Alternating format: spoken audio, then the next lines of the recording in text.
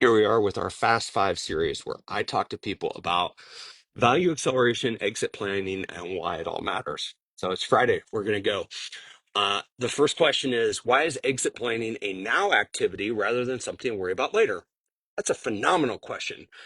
When you think about the exit in mind, you're building something that can supersede you, that can be transferable to another human being, and that furthermore is valuable to somebody else, right? And I think all entrepreneurs owe themselves at least the honesty that maybe they're building something that isn't bigger than themselves, and that's okay. But if they don't want to be part of the 50% that kind of leaves their business before their time and is left with nothing, it makes sense to plan now. It's kind of like insurance and all these other things that you do in life to mitigate future risk. You hope they don't happen, but if they do, you're in good shape, right? Question two, how does exit planning actually increase your current business income? Think about it.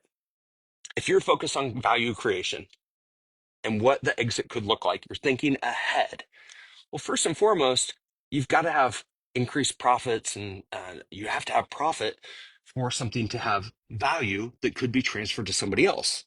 And so, what is profit the same as? It's the same as income. It's what you can harvest from the business right now. So, if you're being deliberate about your activities, absolutely, you're going to be able to increase your income. You're going to be able to increase the value of your company and everything else that you want to do.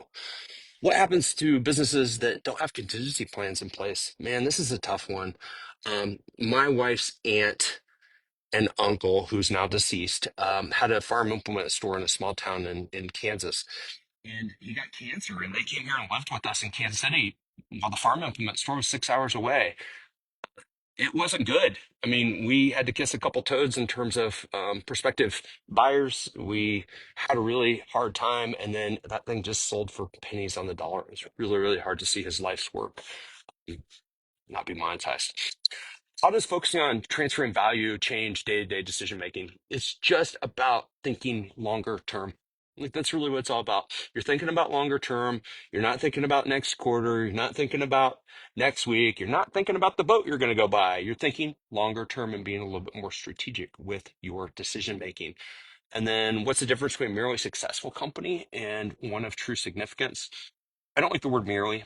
So a successful company provides your income, it provides jobs, it does all the things that you want it to do.